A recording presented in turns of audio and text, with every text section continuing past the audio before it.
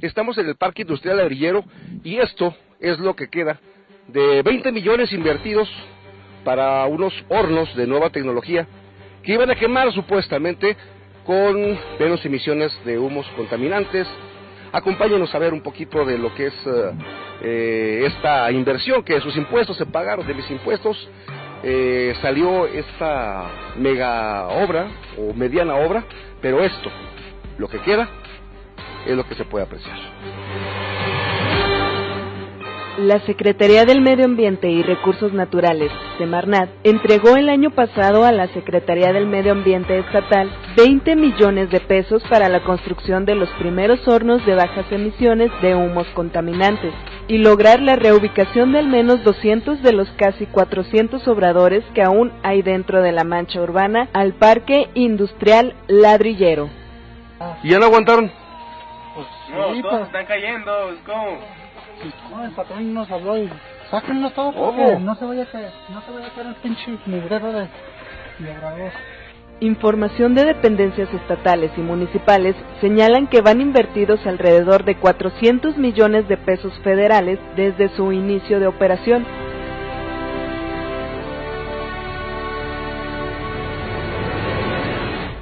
La inversión multimillonaria que se hizo para estos hornos, pues realmente fue un completo fracaso, un completo fiasco. Mucha gente, bastantes trabajadores, empeñaron parte de su esfuerzo, su trabajo, creyendo en este proyecto, y son pocos los que quedan. Y esto es la política del fracaso que se tiene para los ladrilleros.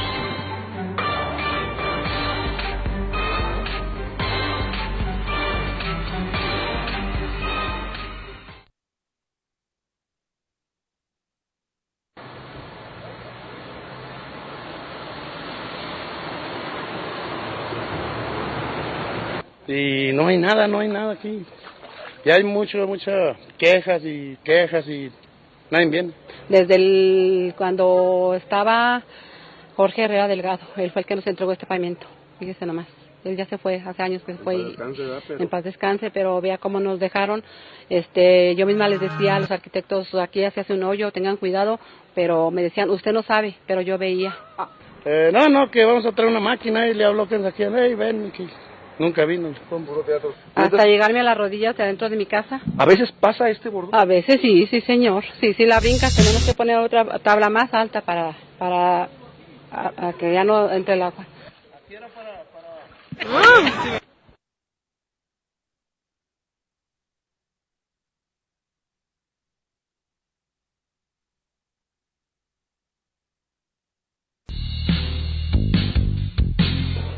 Lo más bajito que pudiera gastarse sería entre 600 y 1,000 pesos. Pues es fuerte, ¿verdad? Pero si los padres aprendiéramos a reciclar, entonces ahí reciclaríamos algunos útiles que a la entrada no serían útiles. Nuestro gasto de hoy se fue como de 1,500. La lista escolar, su mochila y zapatitos uniformes. Pues como unos 500 pesos, pues unos 1,000 con calzado. No, pues ahorita está muy difícil porque pues no hay mucho empleo, falta mucho empleo y pues... ¿Eres estudiante? Todo va para arriba. Ahorita ya llevo gastado del de secundaria, la cuota de inscripción 450, más como otros 800 pesos de puras libretas, lápices especiales y plumas y todo eso. Está muy difícil ahorita. ¿Eres estudiante y quieres una tablet? Con Periódico Victoria es muy fácil. Solo debes de tomarte una foto con tu periódico Victoria o La Neta y mandarla a nuestras cuentas de Facebook. Tienes hasta el 19 de agosto. El lunes 22 de agosto se transmitirá la rifa por Facebook. No importa qué edad tengas, solo que estudies. Recuerda guardar tu periódico ya que es tu boleto para la rifa.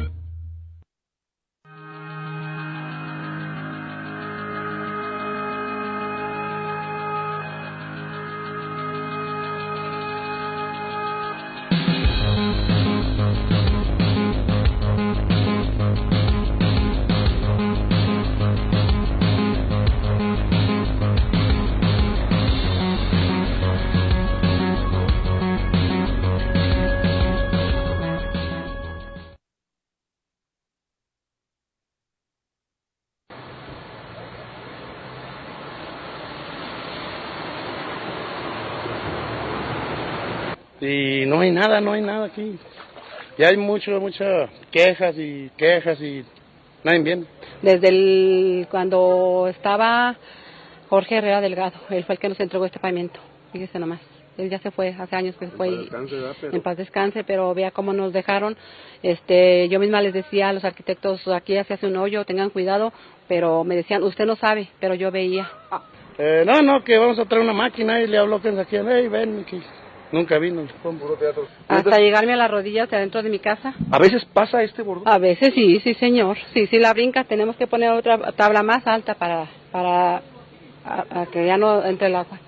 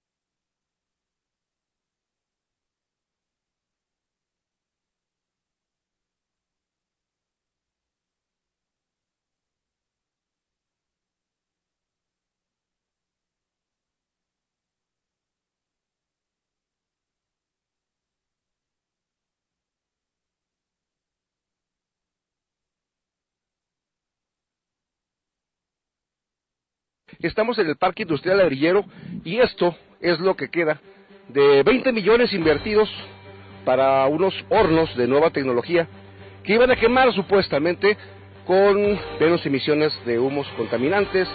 Acompáñenos a ver un poquito de lo que es esta inversión, que sus impuestos se pagaron, de mis impuestos salió esta mega obra o mediana obra, pero esto, lo que queda, es lo que se puede apreciar. La Secretaría del Medio Ambiente y Recursos Naturales, Semarnat, entregó el año pasado a la Secretaría del Medio Ambiente Estatal 20 millones de pesos para la construcción de los primeros hornos de bajas emisiones de humos contaminantes y lograr la reubicación de al menos 200 de los casi 400 obradores que aún hay dentro de la mancha urbana al Parque Industrial Ladrillero. ¿Y ya no aguantaron? Pues No, sí, todos están cayendo, ¿cómo?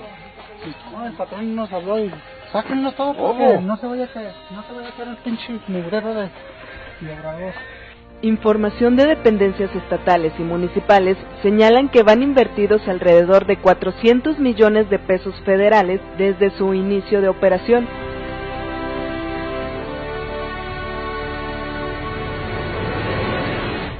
La inversión multimillonaria que se hizo para estos hornos, pues realmente fue un completo fracaso, un completo fiasco.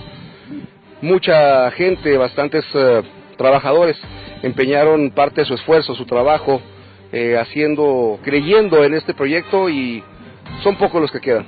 Y esto es la política del fracaso que se tiene para los ladrilleros.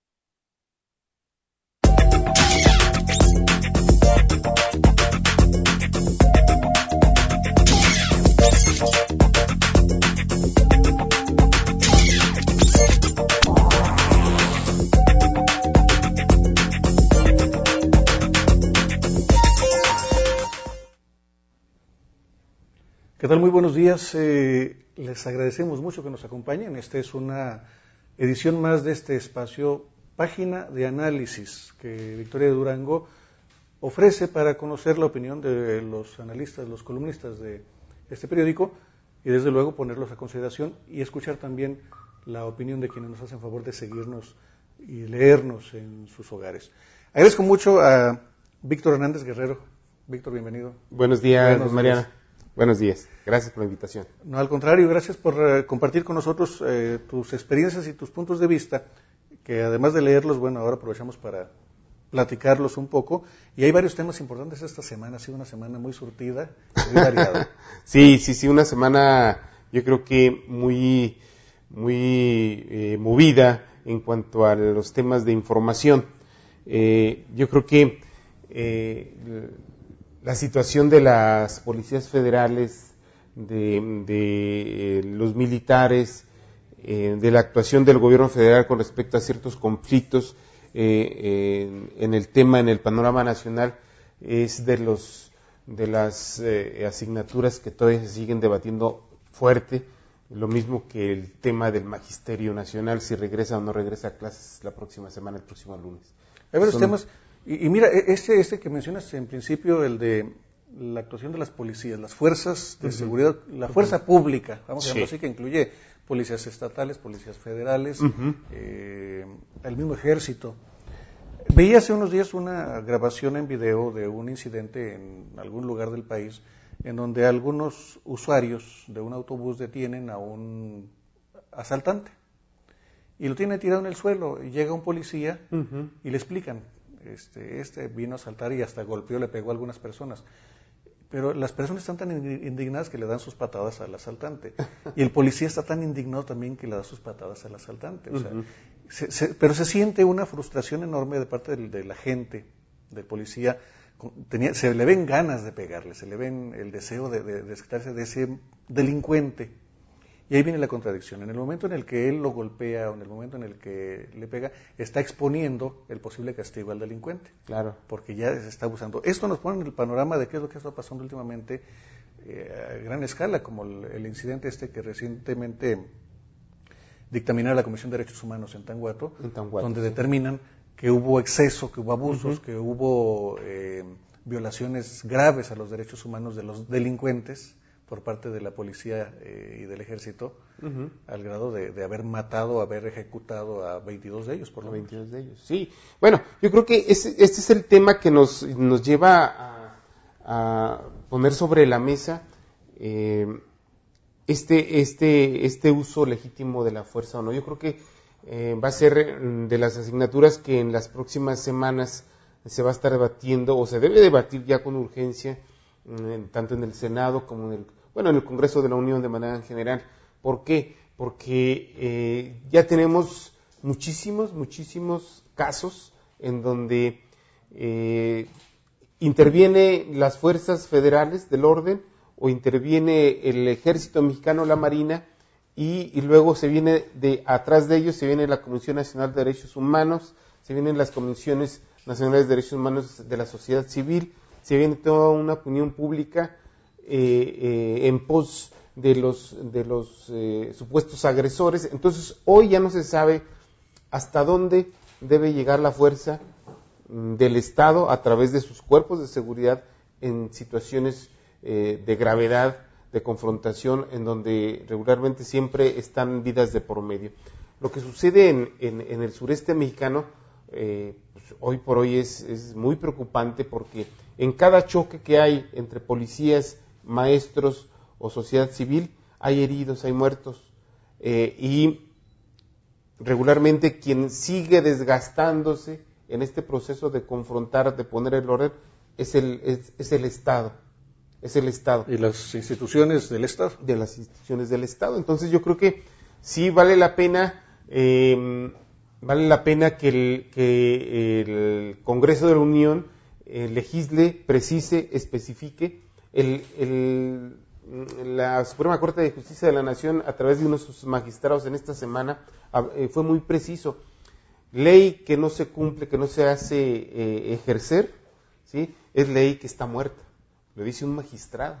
¿Sí? Esto ¿en qué lo podemos traducir? En que si el orden se tiene que garantizar a través del uso del monopolio de la fuerza, y el uso y el monopolio de la fuerza solamente lo puede ejercer el Estado, ¿sí?, como una institución, como una sociedad a la cual le deposita toda su confianza y los recursos y el equipo, la misma sociedad, y si no los utiliza, pues entonces estamos condenados a que cada quien haga justicia por su propia mano. Exactamente. Que también hay que reconocer que hemos generado una cultura de no uso de no aplicación de la ley. De la ley. Y de impunidad que va de la mano. Y es que también no hay que temerlo, Mariano, del uso de la fuerza legítima del Estado. El Estado tiene derecho a usar la fuerza. La Constitución lo avala, las leyes secundarias lo avalan. El Estado tiene derecho, de hecho incluso no es derecho, es obligación de usar la fuerza pública para proteger los derechos de las mayorías. Del tercero. ¿Sí?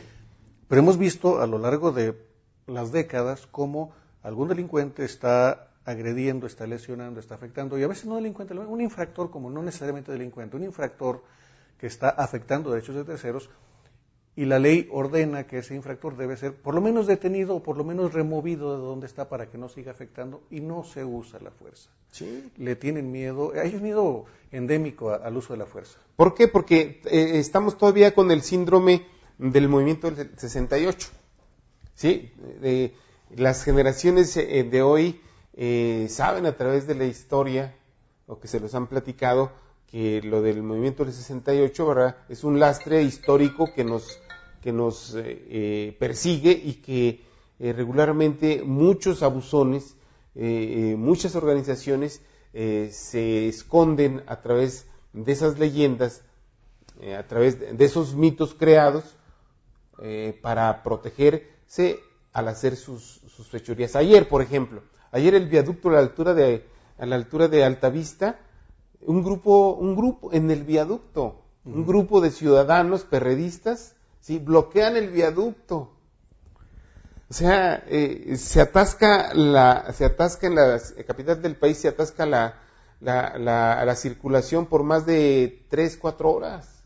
Y la lluvia terrible, había vehículos que se empezaron a llegarles el agua porque ahí estaban, parecía una alberca, en el viaducto. Oye, pero aquí en Durango, en días pasados, 10 personas van y obstruyen, cierran el paso en la autopista Mazatlán. Un grupo de 10 personas, hemos visto grupos de 6, 8 personas, 10 personas bloqueando una calle, y eso es parte de ese problema. Los líderes se escudan en ese síndrome de 68, pero también muchos políticos le tienen un miedo, tienen pánico a que los llamen represores.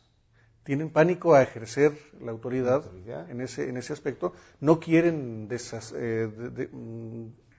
deshacer una manifestación, un bloqueo, un exceso, porque le tienen pánico a que los vayan a acusar de que ellos son represores, de que están excediéndose, cuando tendrían derecho y obligación de hacerlo. Claro, y no necesariamente cuando decimos el uso legítimo de la fuerza, Mariana, no estamos diciendo que los golpeen. No. Sí, o que usen las armas. Cuando uno habla del uso legítimo de la fuerza es echar mano de una serie de técnicas de control, sí, de grupos fuertes y de manifestaciones muy grandes. Hay cantidad de técnicas en el mundo en donde puedes aislarlas, puedes replegarlas, o sea, hay un sinnúmero de estrategias para poder controlar y regresar al orden la vía pública, no necesariamente a través del uso de toletes, de garrotazos, o uso de las balas de goma, no, o sea, hay cantidad, también hay que aceptarlo, el Estado mexicano no se ha preocupado por integrar a sus fuerzas del orden a gente capaz, a gente de alto nivel, a gente profesional, porque hoy el manejar la movilidad humana requiere especialistas también. Y personas dispuestas capacitadas para aguantar la presión. Para aguantar la presión, tener muchísimo temple, sí, y aguantar injurias, y luego ya cuando las cosas se salen de control, ahora sí, regresar al control. ¿Estarás de acuerdo que durante años se dejaron crecer pequeñas manifestaciones, pequeños bloqueos, pequeños excesos, pequeños abusos, que después ya fueron medianos, luego ya se bloqueaba una avenida más grande, luego ya una carretera, luego se incendió algún vehículo, luego se incendiaron 2, se secuestraron 10, y se fue dejando crecer, y ahora cuando ya hay manifestaciones realmente fuertes de violaciones a la ley, ya está muy complicado que se pueda ejercer. Está muy complicado, pero la ley y el orden se comienza por pequeñas cosas, Mariano. Mira, yo me acuerdo, ahora que está de moda el gobernador electo José Ispuro Torres, ahora que está de moda, yo me acuerdo que cuando era alcalde y su jefe de prensa era don Héctor Partida, que ahorita está conectado con nosotros,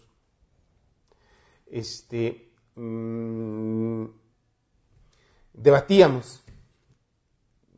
por las decisiones que pretendía imponer José Ispuro Torres cuando era alcalde. Él implementó una campaña que se llamó Cero Tolerancia a la impunidad, tomada de el jefe policíaco de Nueva York, sí, que inició también Giuliani. Sí, no era era el alcalde, el alcalde de Nueva York. El alcalde de Nueva York. Entonces, Ispuro hizo una calca y la pretendió aterrizar aquí, y entonces no había memes antes, no existía esto, no existía el otro, pero sí había debate. Y entonces debatíamos con Héctor Partida a ver si era necesario el poner esto, si era prudente y sobre todo si iba a dar los resultados o nada más era una campaña publicitaria. Y vimos que el cero tolerancia comenzó con 2 elementos. Uno, sancionar severamente a aquellos que no se pusieran el cinturón de seguridad, porque no teníamos la cultura. Estamos hablando del 2001. Oye, fue una aportación importante esa, ¿eh? No. ¿Sí? Sí, porque se logró. Se logró. No tenemos la cultura. ¿Sí? No sabemos para qué era el cinturón. Exacto. ¿Sí? Y 2, combatir todos los que se estacionaran en línea amarilla. Que eso no se logró, eso sigue todavía con un grave pendiente. Sí, porque ahí sí aflojó, porque ahí es más duro el asunto. Sí, y porque no se ha hecho cumplir nunca. Nunca se ha hecho cumplir. Entonces, pero de esa campaña nos dejó la cultura del cinturón. Hoy yo creo que el 90% de los que usamos vehículo, ya de manera automática nos ponemos el cinturón. Pero fíjate que eso incluyó desde el mismo agente, porque ahora la gente no trae su cinturón, están pendientes, y antes les valía también. Entonces, se requiere campañas para inhibir, para decir, oiga, es que las leyes se hacen para cumplirse, si no mejor se tiran. Yo creo que gran parte del comportamiento ciudadano exige la participación de la autoridad. Y el caso de José Ispuro, alcalde, aportó y no costó nada más la advertencia y ser persistente el que nos pusiéramos el cinturón de un poco seguridad. de críticas de repente, que es un costo político necesario. Porque es un cambio, y la resistencia a los cambios son... Que el alcalde está haciendo una campaña recaudatoria, todo lo que se dice siempre. Todos. Bueno, pero aunque brinquemos un poquito del asunto, ¿cómo entran ahora pues las nuevas autoridades? Que ya que estamos hablando de Aispuro, pronto se estrena como gobernador, antes que él se estrenan los alcaldes, y junto con los alcaldes se estrenan los nuevos diputados, pero se enfrentan también a retos importantes. Claro. Bueno, el reto inmediato y cíclico son las lluvias, mi estimado Mariano. Los estrenan, los bautizan. Bautizados por el agua, porque ahorita ya yo creo que unos 6, 7 municipios ya están con el agua al cuello. Y no es financieramente. No. Y la misma ciudad de Durango, la capital del estado, tenemos áreas encharcadas de forma muy severa, las que tradicionalmente se encharcan y otras más. Los baches están surgiendo, pero los que había más otros adicionales y algunos enormes. Y lamentablemente, bueno, no sé, a lo mejor yo no soy tan observador, pero quisiera pensar que sí, no he visto un esfuerzo importante o por lo menos visible de tapar un par de baches. A lo mejor están esperando que pase la lluvia. Digo, porque a veces hay ese argumento. O que se agote el tiempo. A que pasen esos últimos 15, 20, 10 días. Estar paseando los baches de un lado para otro, como la pelota en el fútbol, y ya se terminó el tiempo. Se termina agosto. Y patean el bote para otro lado. Y ahora ya es responsabilidad de los que entran. Pero son 10 días todavía de administración donde se pueden tapar 10 baches, uno diario.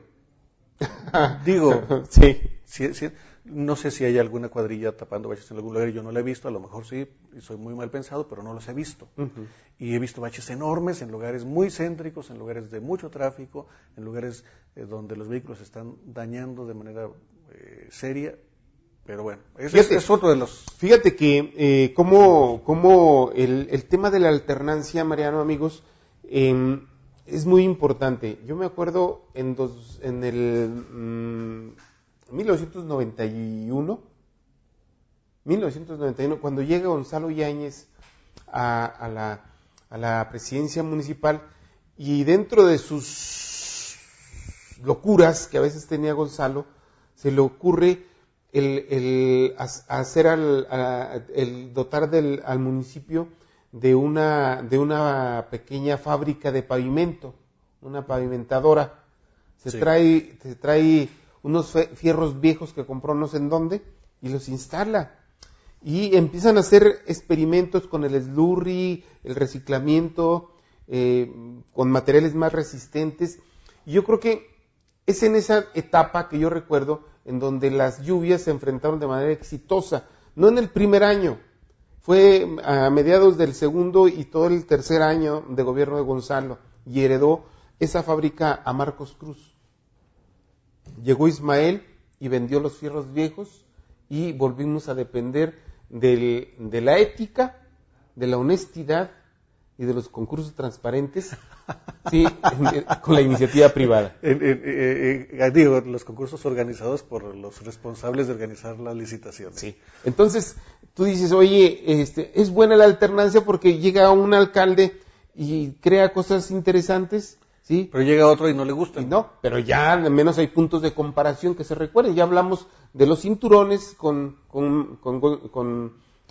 Aispuro, y ya hablamos del pavimento, de la cultura del pavimento hidráulico. Oye, con Gonzalo. Pero hay que recordar algo, ese pavimento hidráulico también tiene sus asegúnes.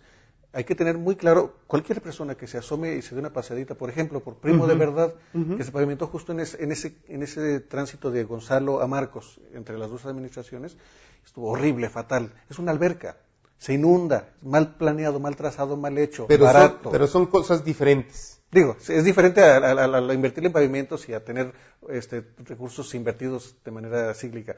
Pero de cualquier manera también hay que señalar que se intentó hacer algo bueno, diferente, pero lo hicieron mal. A lo que yo voy es que no has necesitado desde que Gonzalo pavimentó ahí volver a bachar, que hicieron mal la infraestructura. No, hay lugares de pavimento hidráulico que están de pésima calidad, derruidos. Yo estoy de acuerdo. Pero la gran mayoría, en general, pues vemos Prolongación Asas, que fue la última obra de Gonzalo, y que inauguró Marcos a los 3-4 días de ser alcalde, prolongación Asas, pues está todo cuarteado, ¿sí?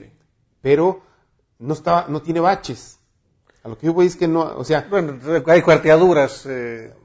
No seas tan duro, Mariano. No, o sea, sí lo soy. O sea, a lo que yo voy es que ¿cuánto tiempo tiene ese pavimento sin mantenimiento? A lo que yo voy es que cuando se aporta un producto, como tú lo dijiste, novedoso, ¿se puede perfeccionar? Debería ser eso. Bueno, o sea, el paso siguiente es, oye, si ya estrenamos el concreto hidráulico y ya entendimos que Durango tiene serios problemas de humedad, es un valle donde se concentra, casi está plano, ¿verdad? Vamos a resolver dos cosas. Uno, la calidad del concreto. Dos, el cambiar la tubería y ponerla más abajo para evitar... Que se dañe con el paso de los vehículos, que se abra ahí, etcétera. Y entonces, ¿cuál fue el error de Gonzalo? Pues seguir estrenar el concreto hidráulico, a lo mejor delgadito, ¿sí? Sí.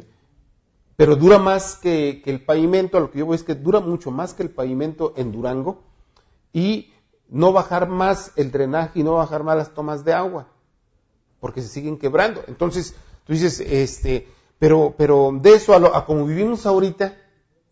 No, lo ideal es que las administraciones, a medida que se van haciendo cargo, se hagan cargo también de los programas exitosos y no que los dejen iguales, que los mejoren. Que los mejoren. Pero no que porque los cancelen. la explicación que nos daba, por ejemplo, Adán Soria en su tiempo, que fue uno de los alcaldes que no sufrió tanto por los baches, porque fue la temporada en que de la sequía. Entonces él entró entre algodones y no se desveló los primeros 100 días de gobierno porque no hubo agua y no hubo baches, no hubo inundaciones. No se desveló como se va a desvelar José Ramón Enríquez, de no dormir, de estar a las 3, 4 de la mañana en las colonias visitándolas porque se están inundando. Pero yo creo que me decía Dan Soria el tema de las inundaciones, es que nos falta presupuesto para mantenimiento de las calles. Bueno, y si el Estado mexicano y si el gobierno de la República no tiene contemplado el mantenimiento de las calles, pues entonces hagamos 200,000 metros cuadrados de calles en un trienio, pero hagámoslo con 20 centímetros de espesor del concreto hidráulico. De hecho, debería ser lo correcto, aunque sea menos, porque presumen, yo hice 2 millones más que tú, yo hice 10 metros más que tú. Y hasta se discuten y se pelean. Todo eso. Qué absurdo, qué barbaridad. Mejor discutan, yo lo hice con mejor calidad que tú, el mío dura más que el tuyo. Eso debería ser el debate. ¿Por qué? Porque ¿qué fue? En tiempo de Páez Urquide se hizo 20 de noviembre y nada más, y no toda. Pero ese tramo de apartado, décadas. Ahí lo tenemos todavía, no lo podemos acabar. Entonces, oye, si no hay un presupuesto para dar el mantenimiento de las calles desde la federación, pues hagamos menos calles, pero hagámosla con una alta calidad. Es posible que una administración, un funcionario público a la hora de ejercer una obra, que se equivoque, es posible que salga no como se esperaba, que se cuarte, que se rompe, que no sirve, que no tomaron en cuenta X por la inexperiencia, porque está probando algo nuevo que ha pasado, pero también pasa que a veces se hacen malas cosas por corrupción. Regularmente. Porque en vez de que costara 10 pesos, le pusieron que costara 5 pesos y los otros 5 se los embolsaron. Uh-huh. El funcionario, el constructor, en fin, hay una lista ahí grande de quienes podrían eventualmente beneficiarse con la mala calidad de las obras. Esto me lleva al otro asunto que también nos ha dado de qué hablar esta semana. Los asuntos de corrupción. Hay dos vertientes ahí importantes. Una, algunos gobernadores ya se las están viendo negras, gobernadores incluso, y es parte de la noticia de esta semana. Y aquí en Durango, bueno, pues por lo menos un delegado federal al que también ya se le están sacando sus trapitos, por mucho que haya quienes se encarguen en tratar de que no se vean. ¿Cómo ves este asunto? Digo, tiene que ver con el manejo del recurso público. Sí, yo creo que Enrique Ochoa, el nuevo líder del Partido Revolucionario Institucional, ha puesto sobre la mesa la seria posibilidad de correr de las filas del Partido Revolucionario Institucional dentro de este proceso de renovación a los gobernadores, no es gobernadores, de Quintana Roo a Monje, sí, a Duarte el de Veracruz. El de Veracruz y a Duarte el de Chihuahua. ¿Sí? Bueno, mira, si los expulsan del PRI y esa es su sanción, pues qué felices, les fue muy bien. No, es lo que es la otra parte del debate. Si fuera nada más eso. Ayer Reforma, no sé si Victoria Durango lo incorporó en su información nacional de ayer, pero traía una nota en primera plana, pequeña, una columna que decía, es un show lo de la expulsión de los gobernadores. ¿Por qué? Porque las comisiones de justicia del PRI regularmente están integrados por compadres del gobernador en turno y analizaban las comisiones de justicia partidaria tanto de Quintana Roo como de Veracruz como de Chihuahua, y todas tenían un común denominador, todas las había puesto el gobernador en turno. Bueno, no nada más la estructura de la comisión, no nada más la comisión, toda la estructura del partido son funcionarios. Pero en el caso específico de la posible expulsión, pues ¿cómo van a poner la decisión en los amigos y compadres del gobernador que pretenden correr? Entonces decía Reforma, pues esto es un show porque saben que se va a ir a 10 años, 15 años de debates y finalmente no los van a correr como el señor de la Torre en el Distrito Federal. El de la basura. El de la basura que terminó pidiéndole disculpas el PRI. El PRI al señor al rey de la basura. Decían antes que si quieres que algo no funcione, crea una comisión. Crea una comisión, ponlo ahí. Bueno. Y la nota de hoy de Reforma es no, precisando, no va a quedar en manos de las comisiones estatales, sino directamente los estatutos autorizan al Comité Ejecutivo Nacional de ver directamente los casos de... Absorber algunos de los casos. Ahora, está muy bien, pero lo que tú señalabas, no nada más es expulsarlos, que regresen lo que se llevaron y a la cárcel por malos funcionarios. Y eso tiene que ser promovido por el mismo Partido Revolucionario Institucional. Yo creo que es el mismo partido quien puede encontrar más fácil las pruebas de la corrupción que la misma PGR. Por supuesto. La misma gente que los puso en el poder son los que podrían mejor sancionarlos. De hecho, en justicia y en defensa propia deberían hacerlo porque les conviene.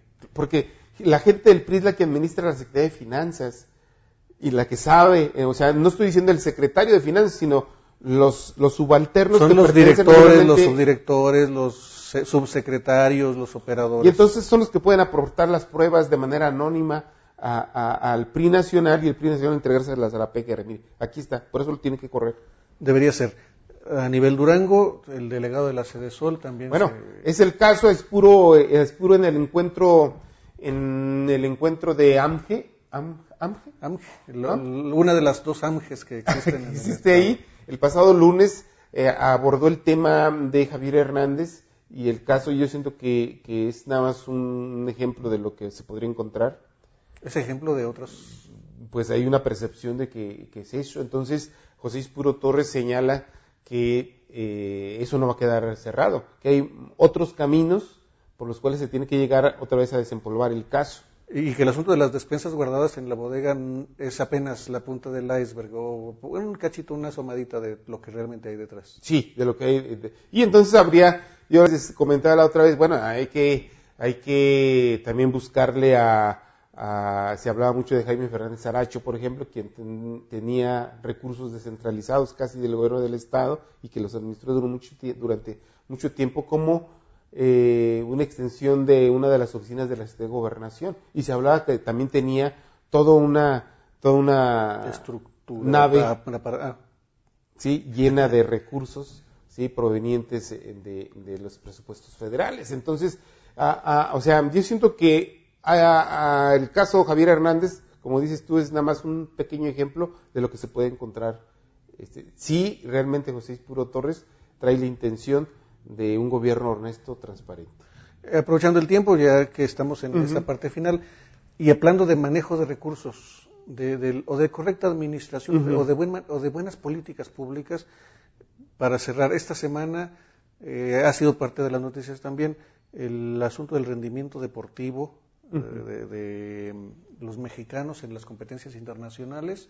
Ahorita son los Juegos Olímpicos, pero en los últimos meses ha habido mundiales de diferentes disciplinas y ha sido muy recurrente el resultado. la queja. Algunos atletas incluso lo han hecho ya de manera pública y abierta, no me apoyan, no recibo beneficio, etcétera. Se escudan de alguna manera en que no reciben lo suficiente para poder desarrollarse y por lo tanto la autoridad tendría responsabilidad en ese bajo rendimiento. ¿Es cierto que es responsabilidad de la autoridad y del gobierno, o es responsabilidad de los atletas, o de quién? Porque hay gente muy decepcionada de lo que está pasando en esas competencias. Mira, yo creo que es una conjugación. En primer lugar, lo que sucede, el fracaso de los Juegos Olímpicos tiene que ver con la crisis que enfrenta nuestro país, de impunidad, corrupción, mala administración, malos gobiernos. O sea, ¿cómo esa crisis, fíjate, si nosotros analizamos los Juegos Olímpicos que le tocan a Vicente Fox, a los Juegos Olímpicos que le tocan a Felipe Calderón, las cosas no se hicieron tan mal en los Juegos Olímpicos. Ahí están, hablemos de hechos. Y todavía los Juegos Olímpicos, sí, nada más, los Juegos Olímpicos que le tocan a Enrique Peña Nieto, o sea, ¿cómo expresan la crisis de un gobierno que está peleado con la sociedad y que solo sirve los Juegos Olímpicos, y luego que se hayan convertido en un instrumento de acercamiento con la autoridad y de fiesta y de satisfacción, se vuelven a convertir en un tema de confrontación con la autoridad? En otro frente. En otro frente de reclamo con el señor Castillo, que se lleva a su esposa, a su novia y que la viste, la uniforma como si estuviera participando y le paga viáticos y bla, bla, del erario. Entonces, esa es una parte que tiene que ver con el ánimo, con el humor social que hay con respecto a Enrique Peña Nieto. Pero hay la otra parte de realidad. El tema de la realidad, y lo platicábamos hace algunos días con el gobernador, decíamos, oiga, ¿por qué fracasó en Durango el tema del deporte en su sexenio? Porque se empezó a platicar así de manera muy abierta, sí, en uno de los encuentros que se tienen con el gobernador, y él aceptó y decía, lo que pasa es que necesitamos un proyecto deportivo integral de largo plazo, en donde se incorporen en las dependencias públicas y privadas y con objetivos muy específicos, y le aportemos todos al deporte recursos, pero se tiene que iniciar por un programa de gran visión, un programa integral, y el programa integral tiene que ver con el deporte en el barrio, con el deporte en la colonia, con el deporte en la escuela y con el deporte de fin de semana de las ligas. Y esto tiene que ver con la visión de los alcaldes, con la visión de los legisladores, con la visión del mismo gobierno estatal. Porque hacemos la reflexión, no puede ser que Durango tengamos 1.300.000 habitantes y no tengamos 10 atletas de alto rendimiento. Bueno, ¿habrá 5? ¿No? 2, ahorita vigentes. Pues valdría la pena que le hablaras a tu jefe de sección deportiva, que nos ayuda a encontrar, sí debe haberlos. Mira, en Durango, con esfuerzos propios, debe haber unos 10 de alto rendimiento. Que tienen talento natural, que han entrenado, que tienen todas las cualidades, que nada más invertirle bien y darle seguimiento para que estén peleando espacios de alto rendimiento a nivel nacional. Y entonces, si nosotros sumamos 10 por 33, 32, 33 estados de la República, ¿cuántos tendremos? Pues allá serían sus 300. Unos 330, 350 de alto rendimiento en diferentes disciplinas. ¿Pero qué requerimos? Requerimos que José Ramón Enríquez no nombre a su cuñado, que es músico. Le estoy diciendo un ejemplo, no quiere decir que es verdad, porque así sucede. Que así ha sucedido. Así sucede. Así sucede. ¿Sí? Que saque a ese compadre que es músico, que lo metió en el deporte para que se divirtiera un rato, que lo saque en temporada de elecciones y se ponga a operar. Porque es su compadre, cuñado, y entonces no solamente es músico, sino ahora especialista de deporte y después especialista electoral. ¿Sí? Lo que sucede en el CONADE de Durango.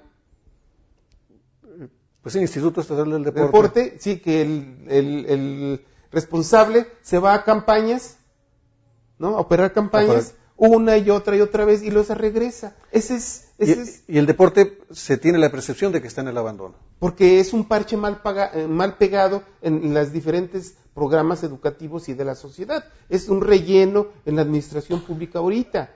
Por eso le dedican 2-3 millones al año, ¿sí? Como presupuesto, mientras que al presupuesto de imagen y eso le dedican 1.500 millones de pesos al año o 700 millones de pesos al año. O sea, lo que hoy se expresa en las Olimpiadas, simple y llanamente, es el resultado del desdén, del valemadrismo, de la autoridad en cuanto a cómo se trata el deporte a nivel municipal, a nivel escolar.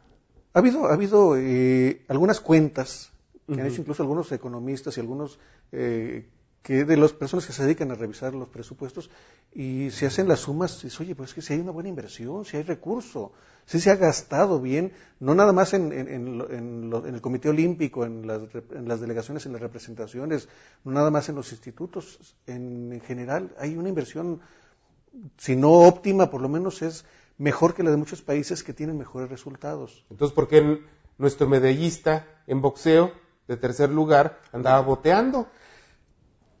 Mala administración, mal uso, mal manejo, malas políticas públicas, corrupción. Hay muchas posibles explicaciones, pero una de las que a mí me parece muy importante, y tú lo apuntabas, es que desde la base no hay una sólida política pública de deporte, y aplica también a la cultura, pero ahorita hablando de deporte. No hay en las escuelas primarias, ¿hay un maestro de educación física? Sí lo hay, en la mayoría, no todas, pero en muchas tienen un maestro de educación física que va, checa, les avienta una pelota a los chiquillos y se va a hacer otra cosa, y no hay quien lo vigile, no hay quien le haga ver que tiene un programa. ¿Hay un programa de educación física? No. ¿Un proyecto? No hay. Que diga... Pero dejémoslo así, mira, el deporte no solamente lo podemos ver a través del alto rendimiento. No, somos el primer país en el mundo con problemas de obesidad. Debe ser cultura. Por salud. Para que nuestros hospitales no tengan la presión diaria de los fines de semana de gente infartada, de gente con azúcar, de gente con diabetes, con la hipertensión. Están full. Oye, los programas deportivos te bajan todo eso y te abaratan la vida y te abaratan el presupuesto y los servicios de salud. Claro, es más barato hacer deporte que combatir diabetes. Pues es 1000 veces. Entonces, estamos ante la transición, ante la alternancia de un gobierno a otro.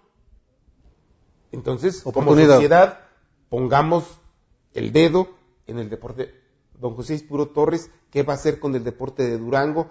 La sociedad votó por un cambio, y un cambio es un cambio en todo, y si al deporte le daban un 20 por cada peso gastado, ahora tiene que darle usted 40 centavos por cada peso gastado, porque el deporte es fundamental para evitar que nuestros hospitales se sigan saturando de gente, ¿sí? Obesa, gente gorda, que no hace deporte, porque no hay la cultura.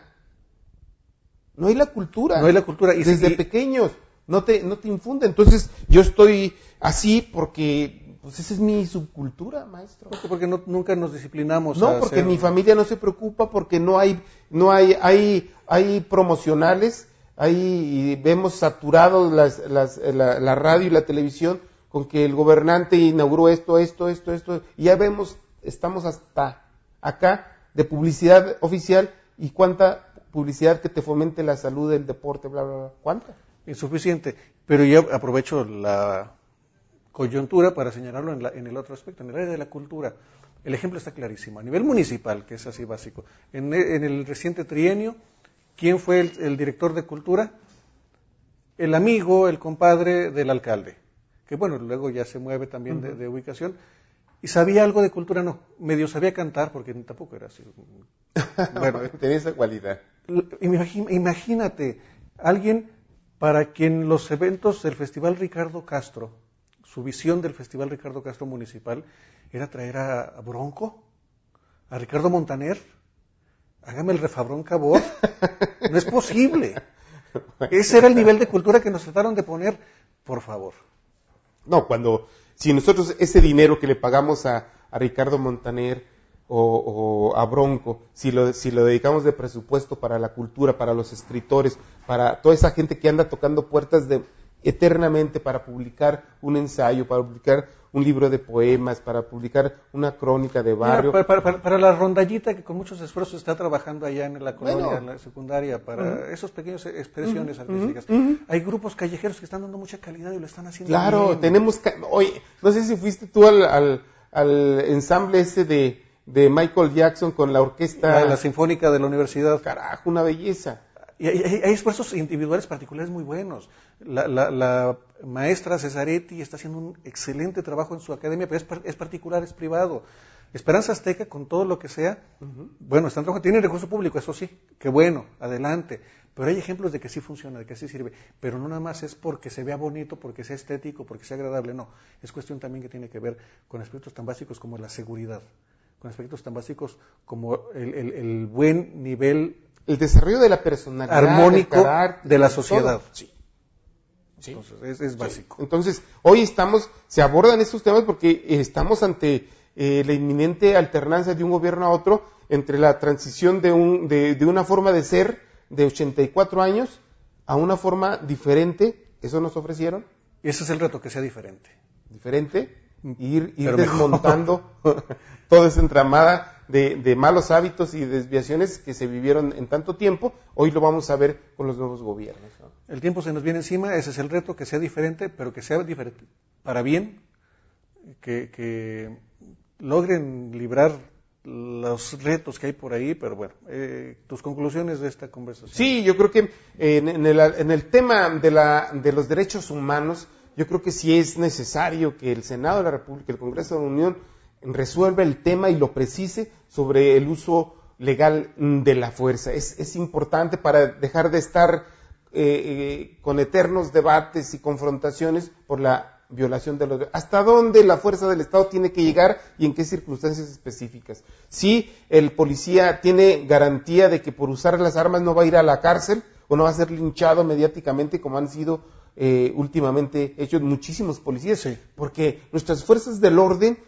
si las empezamos a analizar desapasionadamente, son buenas, las tenemos estigmatizadas. El tema nos persigue de la revuelta del 68 y desde entonces no podemos ver a las policías ni a los marines, que hay marines malos y policías federales malos y del ejército malos, sí hay, pero yo siento que hay mucho más buenos que malos. El tema es que la misma autoridad se ha dedicado a desprestigiarlas, a castigarlos cuando actúan de acuerdo a las normas internas de ellos.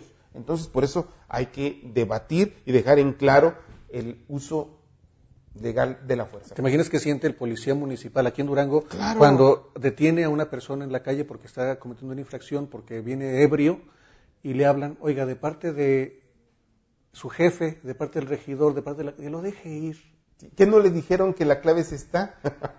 ¿Qué sentirá el policía cuando le No, pasa? pues, oye, ahí está tu... O sea, bueno, además que son mal pagados, ¿sí? Pero los humillan, cada vez que hacen eso los humillan. Y debe sentirse terrible. Y entonces, es eso en el deporte. Yo creo que está la coyuntura de que nuestras autoridades municipales y estatales y el poder legislativo tienen que poner atención en esta nueva realidad, en estos nuevos tiempos, al deporte local. Muchísimas gracias. A nombre de Jorge Mojica Vargas, nuestro director general, les agradecemos sobre todo a ustedes por acompañarnos en este espacio. No olviden, lean en el impreso Victoria de Durango los comentarios, las opiniones de nuestros columnistas y les esperamos en el siguiente de estos ejercicios. Muchísimas gracias. Esta fue una producción de Victoria Editores SADCB. Para mayor información, visita nuestro sitio web www.periodicovictoria.com.mx o consulta nuestra edición impresa.